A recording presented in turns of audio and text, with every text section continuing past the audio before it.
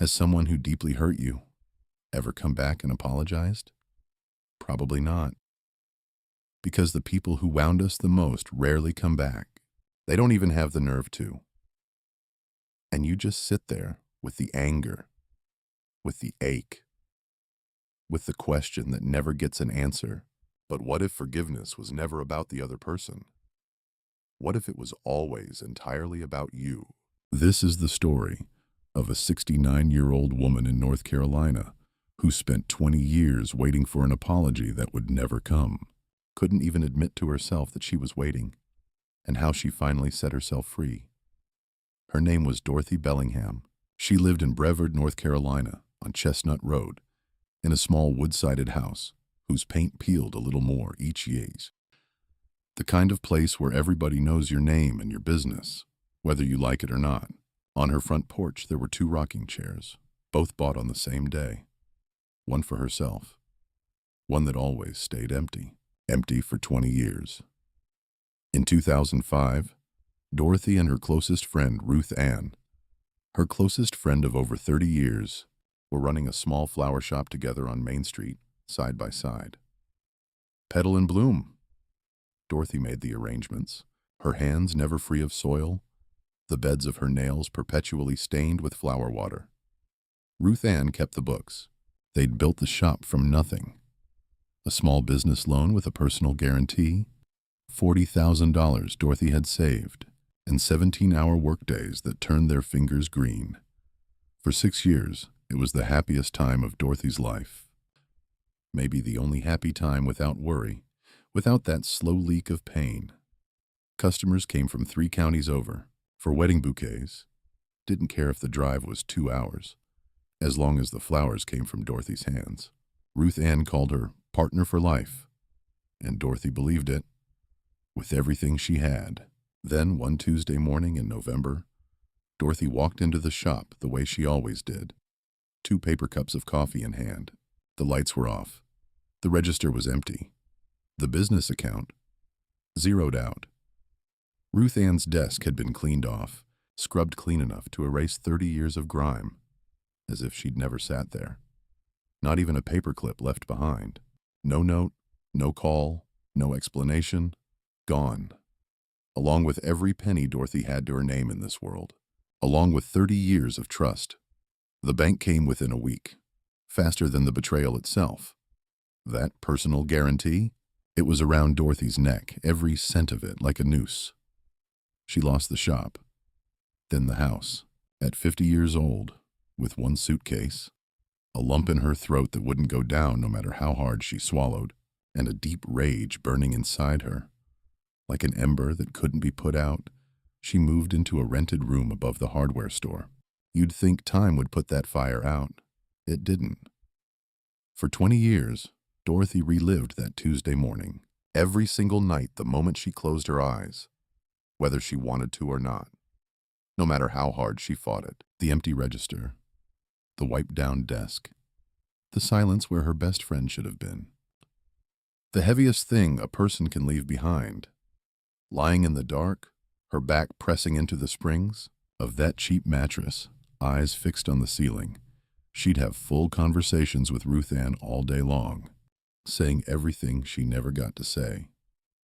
Some nights she cried, pressing her palm over her mouth, so no one would hear, crying until the pillow was soaked. Most nights she lay there clenching her jaw so tight that her dentist told her she was grinding her teeth to dust. She couldn't let new people in. Ruth Ann had locked the door and taken the key with her. The ladies at Grace Baptist invited her to their quilting group. She went once, sat at the end of the table, but without looking anyone in the eye, she never went back. The truth was simple and ugly. She was afraid. If Ruth Ann could do that, anyone could. This wasn't a thought anymore. It was a fact Dorothy knew in her bones. Her body was keeping score too. Psychologists have a name for this. The body holds what the mind refuses to let go of. Her doctor at Brevard Medical Center, with the same patient repetition he'd been offering for years, told her that her migraines and stomach issues were linked to chronic stress. "You're carrying something heavy, Dorothy," Dr. Patel said. "You need to let it go." Dorothy politely nodded, wearing that fake smile she'd had memorized for 20 years. Nothing changed, because Dorothy believed that letting go was a betrayal. This time of herself. Every Sunday at Grace Baptist, Pastor James preached about mercy, about letting go, saying the same words every week, just a little louder each time. Dorothy sat in the back row, her usual spot, the row closest to the door, always near the exit, and felt her blood pressure rise. Easy for you to say, she thought. Nobody cleaned out your savings. You talk about forgiveness like it's free. Like it's as easy as picking something up off a shelf and putting it back. It's not. It costs you everything. First your pride, then your bones. Then her granddaughter changed everything with 7 critical words. Lily was 9 years old, sharp, sometimes painfully sharp, the kind of sharpness only children have. Curious, never afraid to say what was on her mind. One Saturday, Dorothy was watching her while her son was at work. Lily wanted to invite her friend Maya over. Dorothy hesitated, her stomach nodding on reflex. She didn't know Maya's family. She said no. Lily looked up at her with those big brown eyes, unblinking, with the heaviest thing a child can deliver. Pure curiosity. Grandma, why don't you ever trust anyone? 7 words. They dropped like stones into still water, the ripples spreading wider, all the way down to the bottom of 20 years. Dorothy opened her mouth. Her lips trembled, a mouth that had swallowed every word. But nothing came out, because the honest answer was this. Because 20 years ago, someone I loved proved that people can't be trusted. With a finality there was no coming back from. And I never recovered. Even when I picked up the pieces, there was always one missing. That night, utterly alone in her kitchen, the fluorescent light casting that pale white glow on her face, Dorothy sat between the ticking of the clock and the hum of the refrigerator. She thought about Lily's question over and over, like a record skipping on the same line. 20 years of locked doors and clenched fists. Fists clenched so tight the nail marks were pressed into her palms. And it hit her like cold water. Ruth Ann wasn't suffering. Maybe she never had been. Ruth Ann had moved on with her life years ago. Whether she even remembered Dorothy's name was anyone's guess. Research shows that the person holding the grudge suffers far more than the one who caused the wound. Bitterness, stress, loneliness. Dorothy had carried all of it until her shoulders caved in. Every day. For 20 years. She was punishing herself for someone else's betrayal. She was both the guard and the prisoner. The next morning, she walked into Pastor James's office unannounced, her steps both determined and timid. The pastor looked surprised. Dorothy had never come to him about anything personal, not once in 20 years. "I need to talk to you about something," she said, her voice fragile but resolute. Then she told him everything, using names she hadn't spoken in 20 years.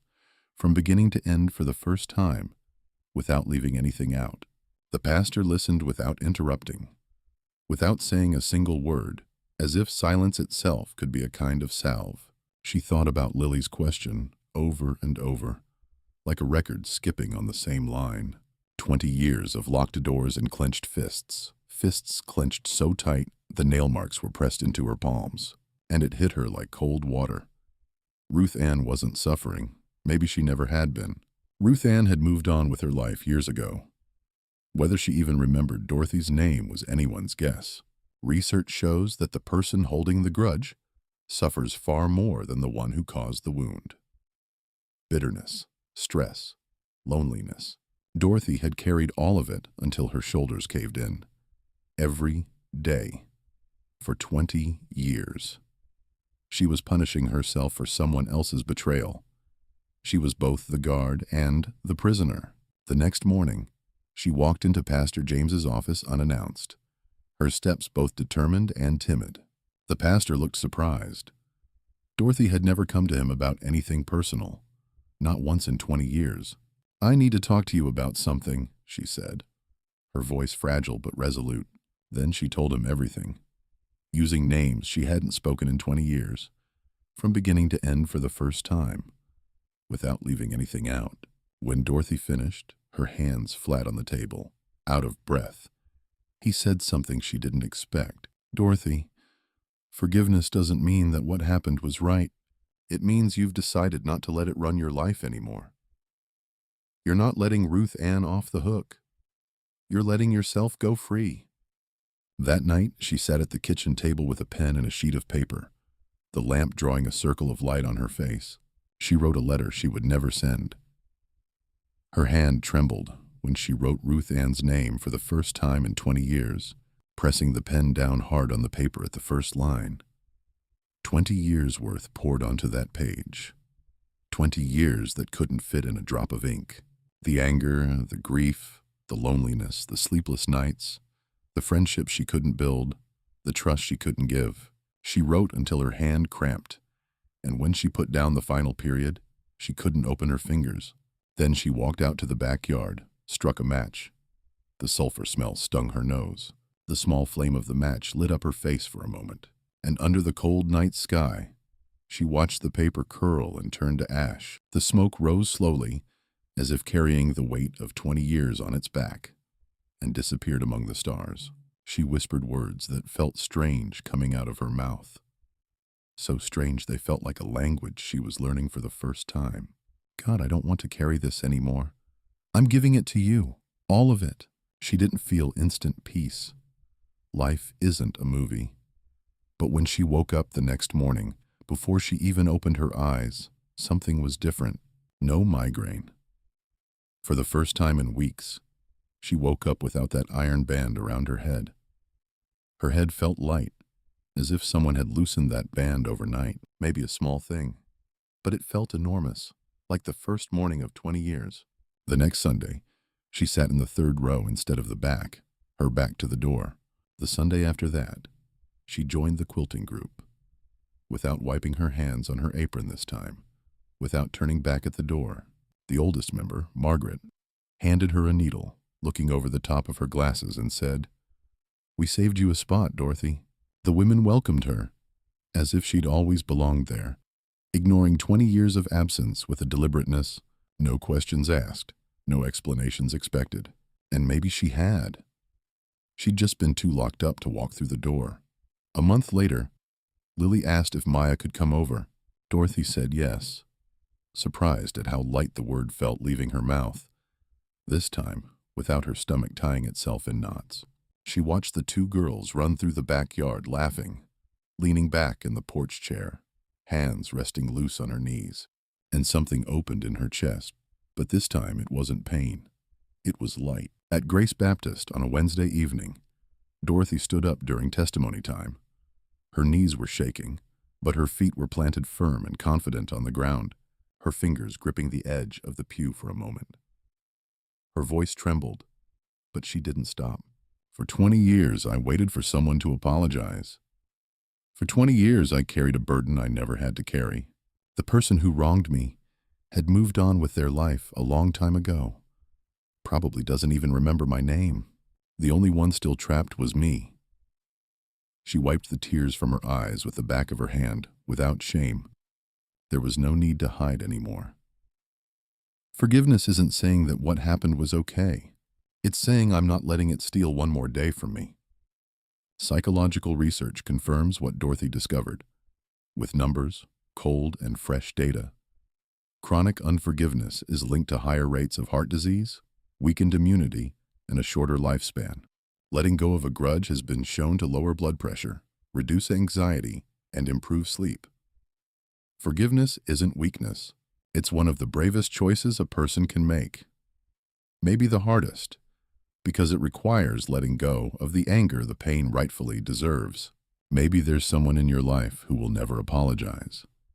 Someone whose name makes your stomach clench and turn every time you think of it. And you're still waiting. Because you deserve it. Because you need that pain to be acknowledged. But what if the apology never comes? Are you willing to stay in that prison for another year? 10 more years? 10 more after that?